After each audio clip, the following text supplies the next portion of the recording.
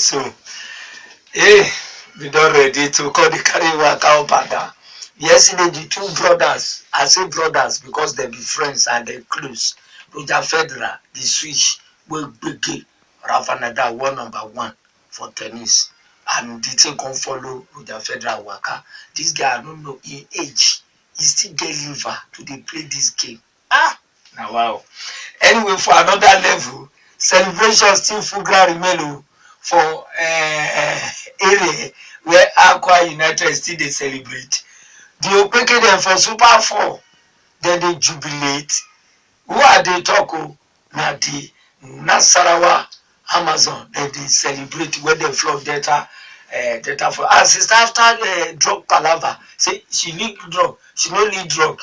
She could collect one title. You want to be the person, just kulele for where you dey. And the sport minister, Barrister Solomon Dalong, they talk.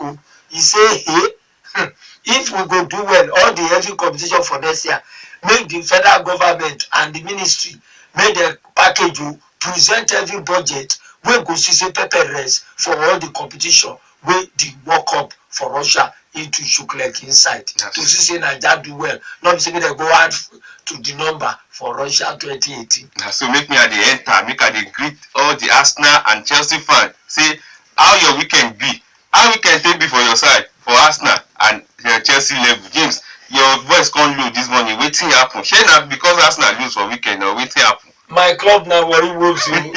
Arsenal lose. Chelsea they don't lose, they lose. My club now worry wolves because I be local fan. I tell you that the weather make we begin call off for theater. The tennis court to Roger Federer flog in friend Ireva. Ewelele what number what Rafa Nadal the Spaniard as Bronx to collect the 2017 Shanghai Masters 6-4-6-3 for Sunday wey be yesterday.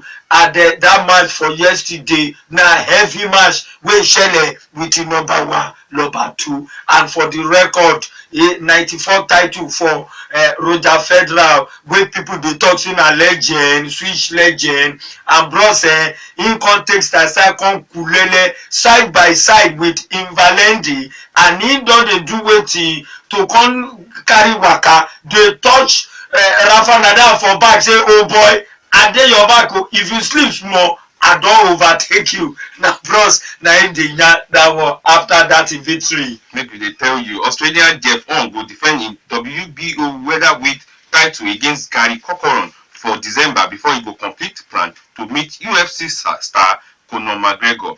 Ong wey beat Manny Pacquiao for 12 rounds for July with the Filipino go face Corcoran for December 13 for Brisbane. If Ong win the fight, he go come complete plan to face Conor McGregor for time wey no go too tey. And make I run go back sharply for the women court now, women's side, the Opeke side.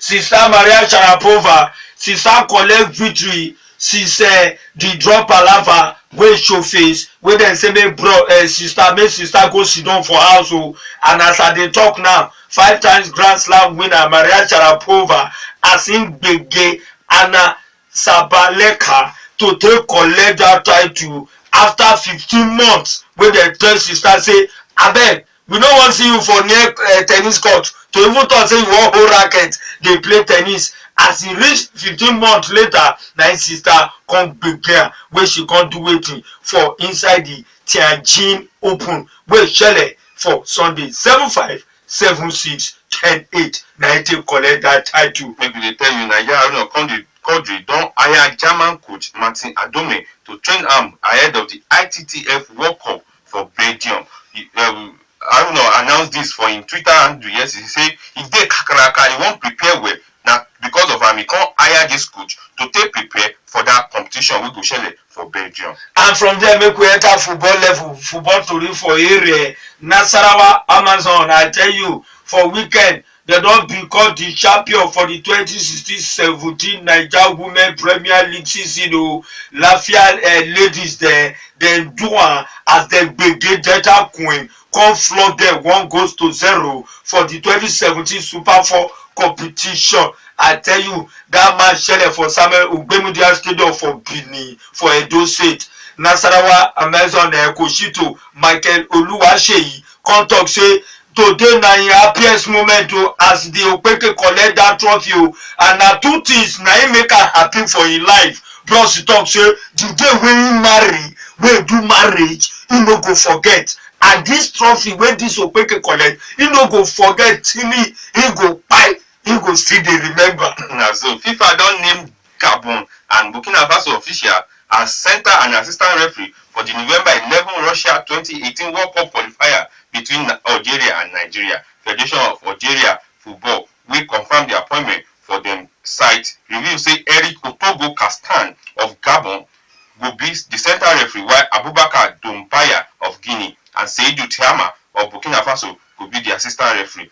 Juste Ephraim Zio of Burkina Faso go go serve as fourth official for the match wey go shele for Constantine. Meanwhile, Federation of Algeria Football don appoint former national team coach Rabah Sadan as the new technical director for the national team. And me I never comot for Nasarawa State after dem collect that trophy, Taiwo, because the competition now e no get glamour again, especially the Federation Cup. See the Super 4 for the Okpeke, people no dey talk about am. Na foreign league, people wey dem suppose manage the domestic league, their passion na obodo oyinbo. Some of them be fan for Liverpool, fan for Man U, fan for Chelsea, fan for Gunners. Anyway, that one na another tori for another day. Nasarawa Amazon, I tell you, for weekend after dem become champion for the 2016-17 Naija Women Premier League, the oga wey be governor for Nasarawa say Tanko Ali Makura bros talk say all these girls, all these Okpeke, dem be my children dem o, and I dey twirl. No say pikin do well, e go be papa, e go get plenty papa, that pikin go get plenty mile. And the governor come dey talk say nothing dey happen. This Okpeke wey dem be my children, as dem collect this title finish, I dey dem back o, because every level na we go take support dem to see say tomorrow dem go still dey collect trophy up and down. Me I see dey with Super Eagles camp. Kakaki person for Super Eagles, Toyin Bitoye don vomit say Super Eagles coach General no dey worry say Bretiko pikin Tammy Abraham no wan play for Naija Super Eagles. Bitoye yarn say the coach plan to prepare better players wey ready to play for Naija for the 2018 World Cup for Russia. Super Eagles, make we dey tell you also, Super Eagles goalkeeper trainer Aloyago don warn say the return of before goalkeeper Vincent Enyama to the Super Eagles to the team go cause palava. I go warn yarn say if Enyama return, na issue of who senior pass and who suppose be captain go dey surface if he return to that team. And then before we enter CHAN level, make I run go the Obobo side on top of the Federation Cup.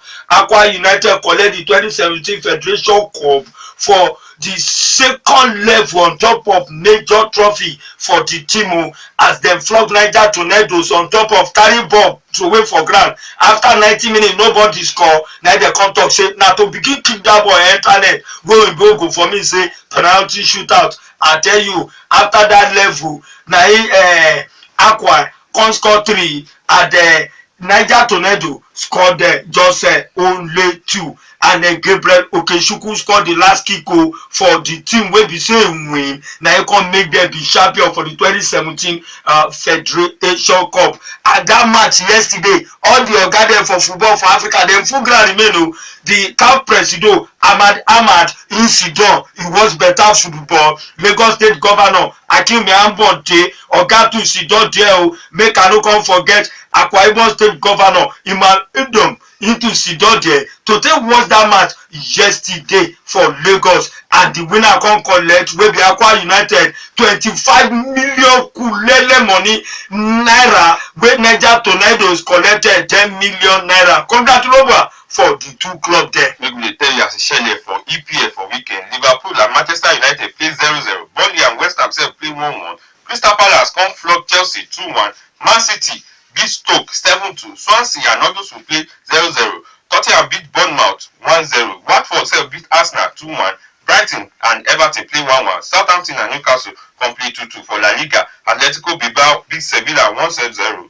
Getafe lose for home to Real Madrid 2-1. Atletico Madrid and Barcelona come play 1-1 for Italia Serie A. Juventus lose to Lazio 2-1. Roma sef lose to Napoli 1-0. And the big one for Italy for weekend, Inter Milan come beat AC Milan 3-2. And if you dey wait for the host for CHAN 2018, na Morocco go host now since they collect that hosting right from Kenya because they no package the stadium wella wey dem go use for that competition. As I dey talk now, na Morocco na im go throw the gate open for CHAN 2018. At another level wey be say dey for the host of that competition, since Morocco dey collect the Morocco 88 wey dem host Africa Cup of Nations, dem never host any competition for 2015. Dem wan try host on top of Ebola. Na im Morocco talk say na lie o, we no want make dem come carry Ebola give us for Morocco. Na jeje na im we sit down to host the competition wey nobody wan talk. Na im Morocco come chop comot wey Equatorial Guinea come collect for last minute on top of that level to take host that competition.